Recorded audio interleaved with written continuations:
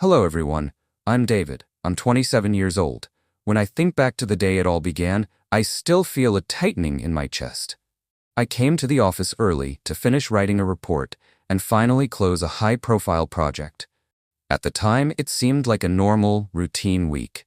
But as soon as I opened my computer, I realized that someone wanted to ruin my life. My files had been deleted. There were no copies in the cloud, and an access error notification was displayed on the screen. I was the only person who had these materials. If the report was missing, it was my fault. It was a blow that left me speechless, but the worst part was that a few hours earlier, I had seen my colleague Mark rummaging through my desk again, pretending to look for a stapler. He always had a habit of invading my personal space, but now it seemed different. As if he was waiting for the right moment to leave his mark. Mark and I had had a tense relationship for a long time.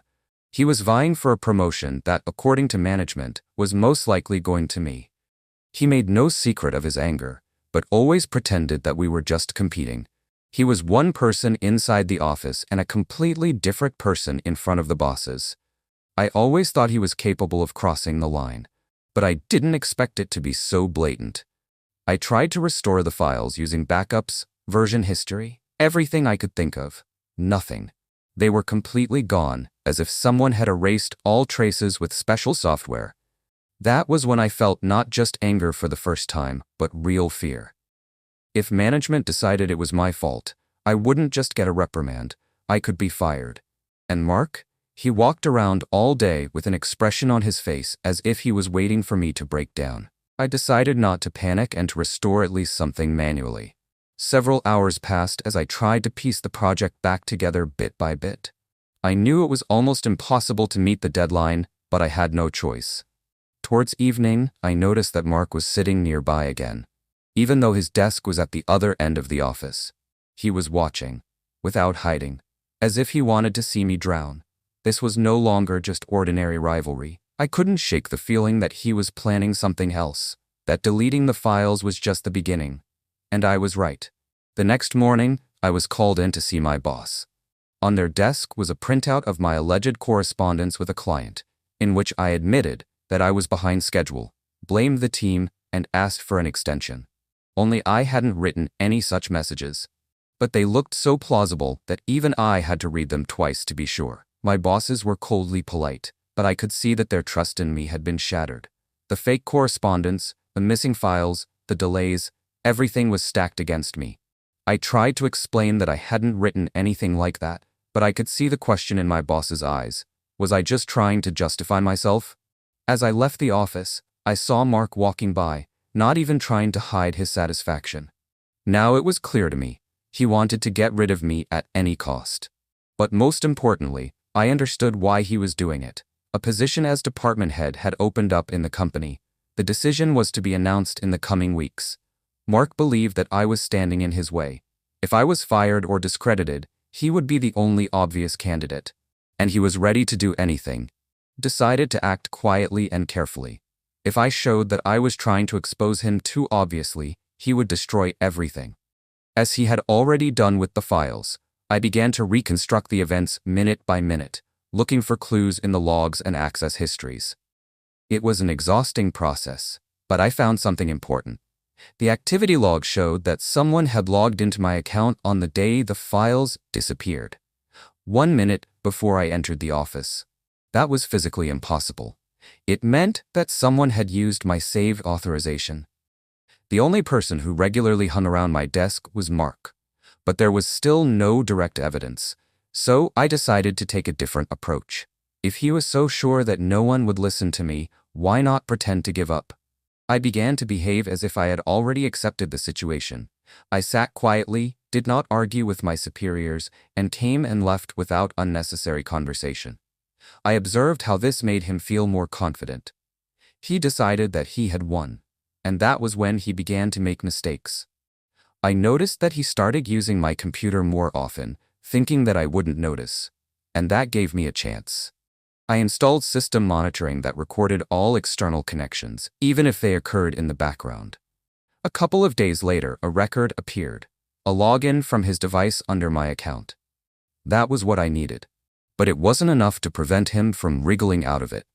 He could say it was an accident or a glitch. I needed something he couldn't get away with. And I came up with it. The next step was to provoke him. I left a printout of an unfinished report on the table, with notes that I was going to pass it on to management, including data on activity in the system. I did it so that he would see it, but not realize that it was all staged. In the evening, I deliberately stayed late at the office, pretending to be trying to finish something.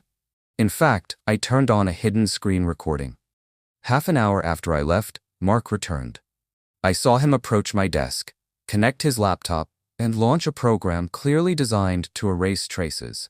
He was trying to delete my evidence without even suspecting that he was creating new evidence in the process. When the recording ended, I had everything in my hands: access from his device, real-time actions, and most importantly, the moment of connection, with a direct link to his network ID. The next day, I came to work with a firm decision to put an end to it.